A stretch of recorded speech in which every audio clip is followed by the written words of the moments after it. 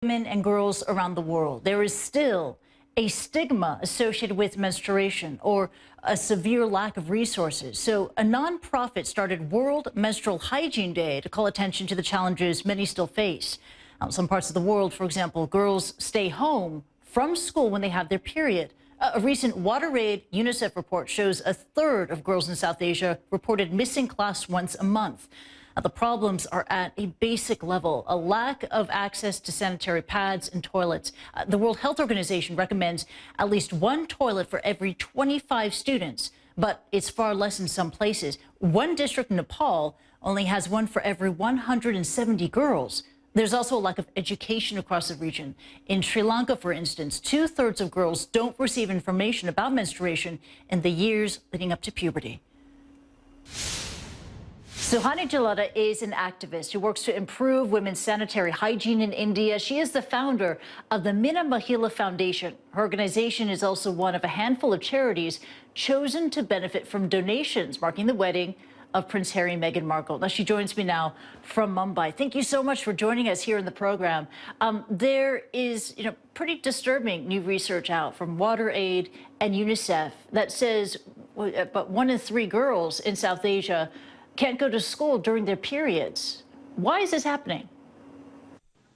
Yeah, so I think there's a whole bunch of different factors here where, women don't have access to these products. They don't even have knowledge to these products. There's a lot of stigma around it.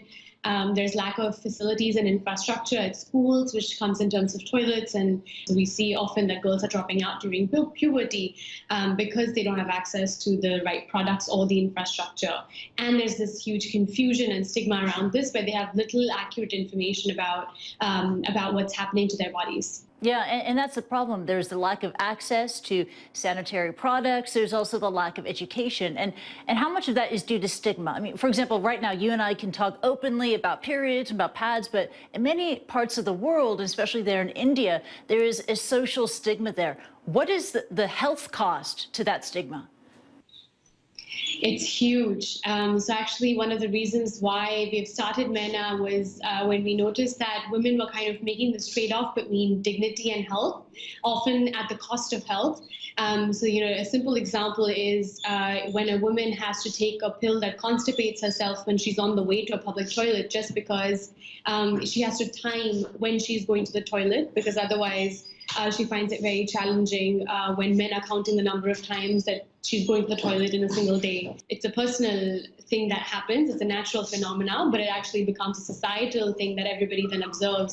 And if you have to buy a packet of sanitary napkins today, you have to go to a chemist shop or a medical store, which is manned by men, male shopkeepers, and there are male bystanders, there are male customers, and there's this one woman there who's announcing that she wants a packet of pads, implying that she has her periods. So the male shopkeeper kind of doesn't even look at her straight. So I think it's that that embarrassment that comes with that societal phenomena, which then ultimately makes it very difficult for the woman to get it in the first place. And if she doesn't get it, then she's compromising on her health outcomes. And we've seen UTI rates, rashes, bacterial vaginosis, and other infections at a huge rise here.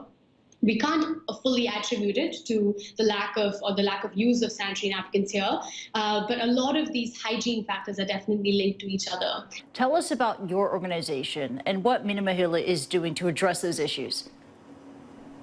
Yeah, so Mina Mahila Foundation essentially was started in 2015 with the mission to empower women to speak about the things that they're most afraid to discuss aloud. And we've really started this movement around menstrual hygiene first because we feel that it is a very tangible way of tackling empowerment. So here we realized, working for a couple of years, I've been working here for about 5 years before, that in these communities, women's voices were very powerful, and they were powerful in their own rights, but they just were kind of invisible. And if women started to consider themselves to be more important, then slowly it would start conversations around domestic violence and sexual assault and menstrual hygiene, things that women were currently shying away from. Thank you for joining us. Suhani Jolata joining me from Mumbai. Take care. Thank you.